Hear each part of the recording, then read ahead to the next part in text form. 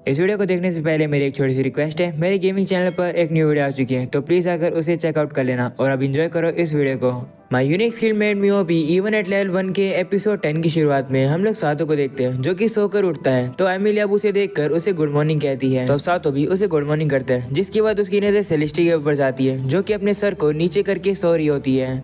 तो सेलेस्टी भी जाग जाती है, उसकी आंखों के नीचे डार्क सर्कल होता है। उसे देखकर सातो कहता है कि इसे क्या हुआ। तो एमिली उसे बताती है कि सेलेस्टी कह रही है कि उसका सर दर्द कर रहा है। ये सुनकर सातो कहते हैं क्या इसे कोल्ड हो गया क्या। तो सेलेस्टी कहती नहीं, ये मैजिक स्टॉर्म की वजह से हो रहा है। ये सुनकर सातो कहते हैं ओ मैजिक स्टॉर्म तो वही वाला फिनोमिना है ना जिसमें मैजिक यूजर अपने मैजिक को यूज नहीं कर पाते हैं। तो सेलेस्टी कहती हाँ, जब भी मैजिक स्टॉर्म आता है मेरे सर में दर्द होने लगता है और मेरा सर काफी भारी फील होने लगता है।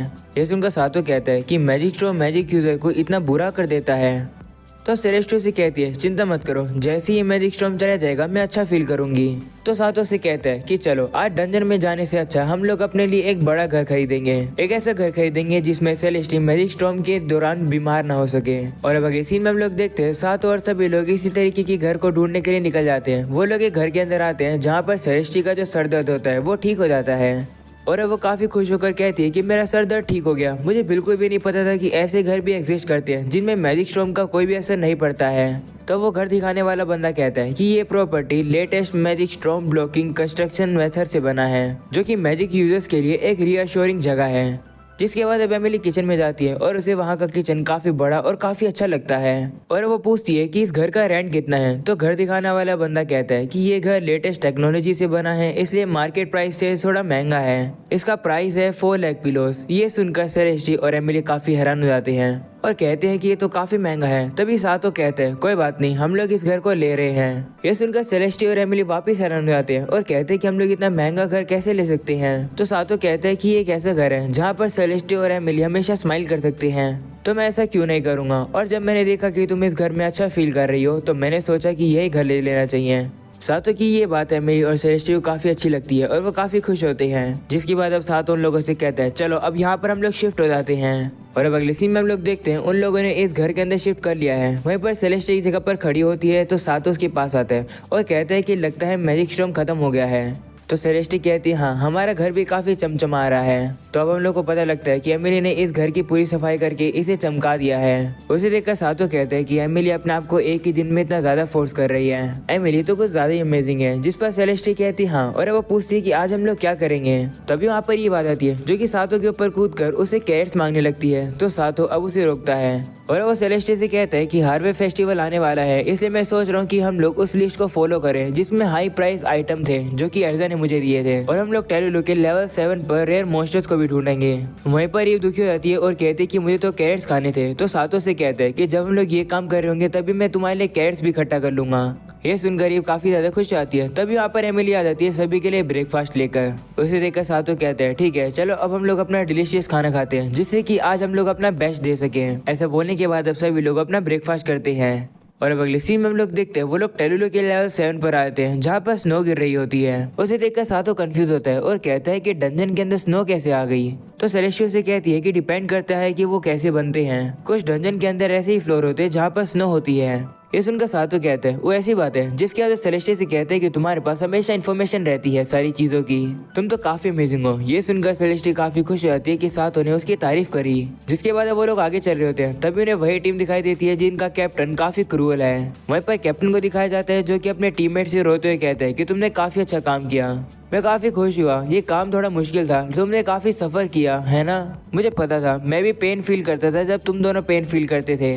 ये सुनकर उसके टीममेट्स हैरान हो जाते और कहते हैं क्या आप भी सफर कर रहे थे कैप्टन। तो कैप्टन उसे कहता है कि मेरी परवाह मत करो, तुम दोनों ने काफी मेहनत करी है और तुम काफी स्ट्रॉन्ग बन गए हो, मुझे तुम पर गर्व है। ऐसा बोलने के बाद वो उन्हें गले लगा देता है। वहीं पर सातो इन्हें इग्नोर करके आगे चला जाता है क्योंकि उसे पता है कि कैप्टन बस एक्टिंग कर रहा है, वो तो अपने टीममेट को ब्रेन वॉश कर रहा है। तभी उन लोग के सामने एक मॉन्स्टर आ जाता है। सातो उसके ऊपर शूट करके उसे खत्म कर देता है लेकिन वो मॉन्स्टर वापस से रीजनरेट हो जाता है। तो अब सातो जाकर उसके ऊपर मुक्का मारता है और उसे वापस शूट करने लगता है लेकिन फिर भी उसे कुछ नहीं होता है, बल्कि वो मॉन्स्टर सातो के ऊपर हमला कर देता है। ये देखकर सेलेस्टी सातो को रोकती है और कहती है कि तुम गट स्लाइम को अकेले इस तरीके से नहीं हरा सकते हो। ये सुनकर सातो कहता है तुम्हारे कहने का क्या मतलब है। तो सेलेस्टी से बताती है कि गड स्लैम इनविंसिबल हो जाते हैं जब वो मरने वाले होते हैं तब, और इस समय पर जिस लास्ट पर्सन ने उनके ऊपर हमला किया था वो आगे उनसे अटैक के डैमेज नहीं लेते हैं। तो सातो समझ आता है और कहता है कि मतलब हमें किसी की जरूरत पड़ती है इसे कमजोर करने की, और उसके बाद किसी की जरूरत पड़ती है इसे खत्म करने के लिए। जिस पर सेलेस्टी कहती है हाँ, जिसके बाद वो अपने फायर मैजिक का यूज करके उस मॉन्स्टर को हरा देती है। सेलेस्टी अब कहते हैं कि ये फ्लोर तुम मुझ पर छोड़ दो। और अब अगली सीन में हम लोग देखते हैं आगे चलकर उन्हें वापस से वही मॉन्स्टर मिलता है। वहीं एमिली जाकर उसके ऊपर हमला करती है, जिसके बाद सातो उसके ऊपर शूट करके उसे खत्म कर देता है। और ड्रॉप में उन्हें काफी सारे ऑनियंस मिलते हैं। ऑनियंस को देखकर ये थोड़ी अजीब शक्ल बना लेती है। तो एमिली उसे कहती है कि या तुम्हें ऑनियंस पसंद नहीं है, जिस पर वो कहती है कि मुझे सिर्फ कैरेट्स ही चाहिए। तो एमिली कहती है अगर ऐसी बात है तो मैं करी बनाऊंगी जिसके अंदर मैं पोटैटोस, अनियन और काफी बड़े कैरेट्स के पीस डालूंगी। कैरेट वाली बात सुनकर ईव काफी खुश हो जाती है और उसके मुंह में तो पानी आ जाता है। वहीं पर सातो अब सेलेस्टी से पूछ रहा होता है कि क्या तुम्हें करी पसंद है। इतने में एक मॉन्स्टर आकर सातो के ऊपर हमला कर देता है। तो अब सातो भी दूर बर्फ में जाकर गिरता है। वो उठ के देखता है और कहता है कि ये मॉन्स्टर तो अलग है, ये जरूर एक रेयर मॉन्स्टर होगा। जिसके बाद सातो सेलेस्टी से कहते हैं कि हम लोग इसे कैसे हराएंगे। तो सेलेस्टी कहती है कि ये हाई गट स्लाइम है और इसे भी खत्म करने के लिए कोई और लगेगा। लेकिन जब ये मरने वाले स्टेज पर होता है तो ये सारे अटैक को रिफ्लेक्ट कर देता है हमारे अगेंस्ट ही, इसलिए केयरफुल रहना होगा। ये सुनकर एमिली कहती है इसका मतलब हमें इसे थकाना होगा पहले। तब ईव कहती है मुझे करने दो, मुझे पता है कि इसकी कितनी एचपी है क्योंकि मैंने इसे पहले भी हराया है। ऐसे बोलने के बाद अब ईव जाकर उसके ऊपर हमला करती है और वो सातो से कहती है शूट करने के लिए। सातो भी अब शूट करके उस मॉन्स्टर को हरा देता है और उसे ड्रॉप में एक ज्वेल मिलती है। तो अब सेलेस्टी बताती है कि इस ज्वेल को जो भी लेता है वो कुछ हद तक अटैक्स को रिफ्लेक्ट कर देता है। ये सुनकर सातो कहता है कि ये तो काफी कूल चीज है। और अब अगली सीन में हम लोग देखते हैं सातो इस ज्वेल को चेक कर रहा होता है और अब वो जो मॉन्स्टर उसके ऊपर हमला कर रहा होता है उसके अटैक को वो रिफ्लेक्ट नहीं कर पा रहा होता है। लेकिन तभी अचानक से वो मॉन्स्टर मर जाता है और एक कैरेट ड्रॉप कर देता है जिसे ईव जाकर उठा लेती है। तब सातो कहता है कि ये चीज काम तो कर रही है लेकिन ये काफी स्लो है, तो अब मैं जाकर इसे एर्जा को बेच आता हूँ। और अब अगली सीन में वो एर्जा को लाकर इसे दे देता है। एर्जा भी काफी हैरान होती है और कहती है कि ये टेलुलु के लेवल 7 का रेयर ड्रॉप है। वहीं पर वहाँ पर खड़े लोग भी ये सुनकर हैरान हो जाते हैं। जिसके बाद एर्जा इस ज्वेल को सातो से खरीद लेती है और उसका शुक्रिया करती है। ये कहते हैं कि तुम्हारी वजह से मेरी शॉप का रैंक और ट्रस्ट लेवल इंक्रीज हो रहा है। तो सातो कहते हैं मैं भी खुश है जानकर। जिसके बाद एर्जा उसे उसके पैसे दे देती है जो कि होते हैं 3 मिलियन पिलोस। ये देखकर सातो हैरान होता है और कहते हैं कि इतने ज्यादा। तो एर्जा कहती है हाँ, हार्वेस्ट फेस्टिवल अभी आने वाला है, इसी की वजह से सारे प्राइसेस हैं वो हाई हैं। तब सातो ही मान जाता है। जिसके बाद वो और उसकी टीम वहाँ से चली जाती है। उनके जाने के बाद एक छोटी लड़की अंदर जाती है और वो लोगों से कहने लगती है कि प्लीज मुझे तुम्हारी पार्टी ज्वाइन करने दो, लेकिन लोग उसे बच्चा समझ के मना कर देते हैं। ये चीज एर्जा भी देख रही होती है।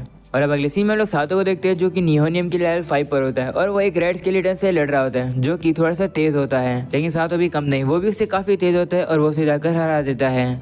और ड्रॉप में जो से सीड मिलती है उसकी वजह से उसकी मैक्स एमपी 1 से बढ़ जाती है। सातो अब कहने लगता है कि मुझे मैजिक पॉइंट मिल गया है मैजिक को यूज करने के लिए, है ना। तो अब कहने लगता है कि आखिरकार मैजिक का यूज कैसे किया जाता है। और अब अगले सीन में हम लोग देखते हैं सातो ने 3 मिलियन पिलोस का एक फ्रूट खरीदा है। सेलेस्टी सातो को बताती है कि लोग लेवल अप करके मैजिक को सीखते हैं, लेकिन सातो लेवल अप नहीं कर सकता है। लेकिन अगर वो इस मैजिक फ्रूट को खाएगा तो वो कोई भी रैंडम मैजिक स्पेल को सीख पाएगा।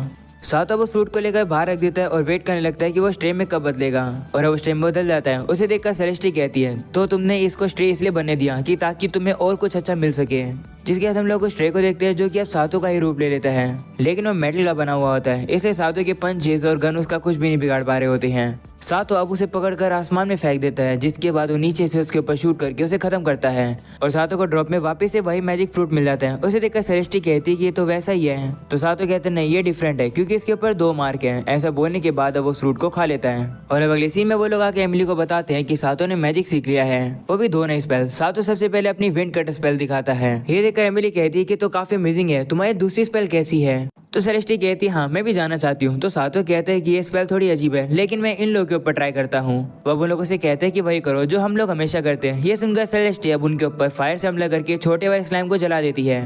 वहीं पर जो बड़े वाला स्लाइम होता है वो अपनी फॉर्म चेंज कर लेता है। तो सातो अपनी दूसरी स्पेल का यूज करता है उसके ऊपर जो कि होती है रिजर्वेशन। वहीं पर वो मॉन्स्टर आकर एमिली और सेलेस्टी के ऊपर हमला कर रहा होता है। तो सातो अपने बुलेट का यूज करके उसे वहीं पर रोक देता है और अब इसी मौके का फायदा उठाकर एमिली अपने हैमर से उसको मारती है और वो मॉन्स्टर खत्म हो जाता है। और ड्रॉप में काफी सारे पोटैटोस मिलते हैं। ये देखकर एमिली कहती है कि ऐसा लग रहा है कि मैं सातो बन गई, ये कैसे हुआ। तो सातो से बताता है कि जब भी मैं किसी मॉन्स्टर के ऊपर इस स्पेल का यूज करूंगा तो मेरे ड्रॉप रेट उस पर्सन को मिल जाएंगे जो कि एक्चुअली में उस मॉन्स्टर को डिफीट करेगा, यानी कि उस पर्सन का ड्रॉप अपग्रेड एस रैंक का हो जाएगा, लेकिन ये इतना ज़्यादा यूजफुल नहीं है क्योंकि मोस्टली के ऊपर ही किया जाता है और तभी काम करता है जब मैं आसपास होता हूँ।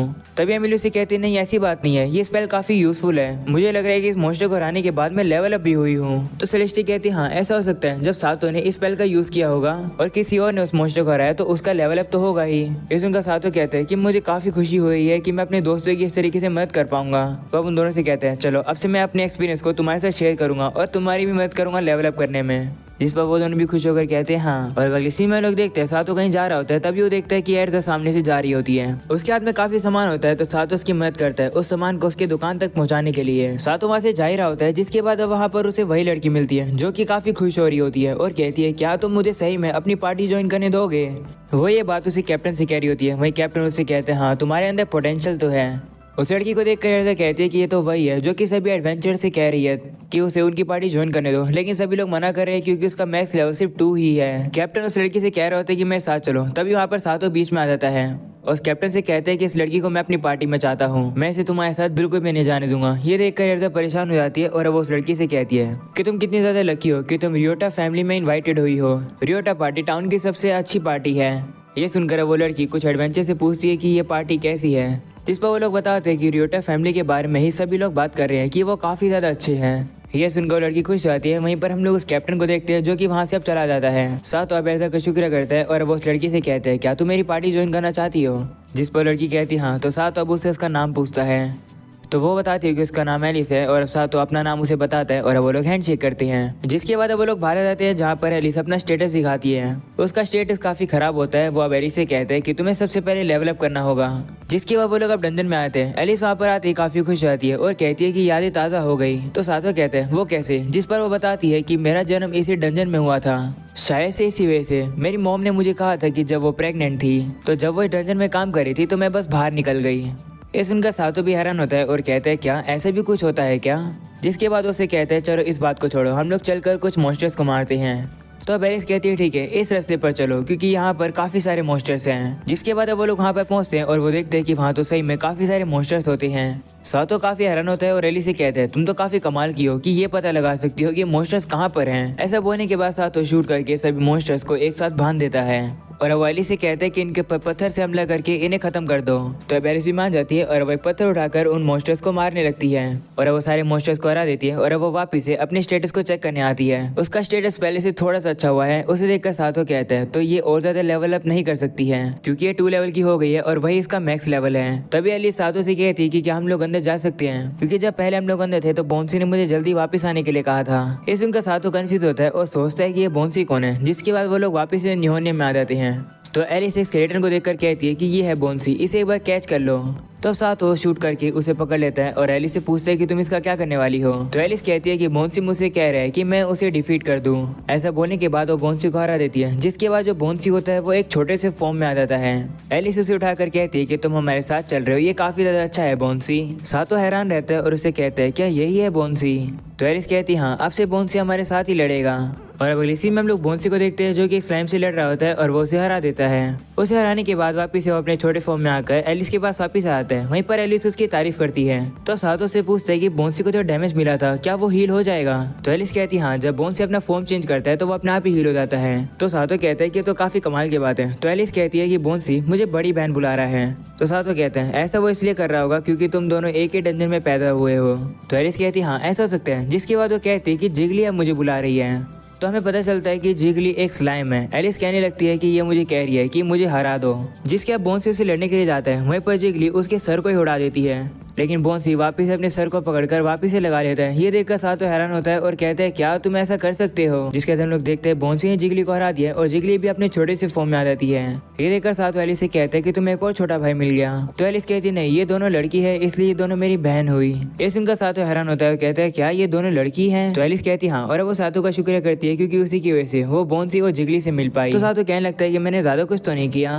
जिसके बाद सातो एलिस को लेकर अपने घर पर आता है जहाँ पर वो देखता है कि ईव कैरेट स्टेक खा रही होती है जो कि एमिली ने बनाया है। उसे वो बहुत ही ज्यादा टेस्टी लगता है। जिसके बाद सेलेस्टी की नजर बोन्सी और जिगली पर जाती है और वो कहने लगती है कि तो कितनी क्यूट है, क्या मैं टच करके देख सकती हूँ। मैं पर बोन्सी और जिगली डर जाते हैं, वो अंदर जाकर छुप जाते हैं। ये देखकर सेलेस्टी दुखी होती है। वही एमिली से कहती है कि क्या तुम्हें क्यूट चीजें पसंद है। जिस पर सेलेस्टी कहती है हाँ। और अब अगले सीन में सातों सभी से कहता है कि एलिस हमारी पार्टी में आ रही है, क्या ये ठीक है। वहीं पर किसी को भी इस बात से कोई दिक्कत नहीं होती है, लेकिन ईव खड़ी होकर एलिस से कहती है कि क्या तुम्हें कैट्स पसंद है, जिसपे वो कहती है नहीं माफ करो, मैं उनकी इतनी भी बड़ी फैन नहीं हूँ। ये सुनकर ईव कहती है ठीक है फिर, इसका मतलब कैट्स के बीच में हमारी कोई लड़ाई नहीं होगी, तुम पार्टी ज्वाइन कर सकती हो।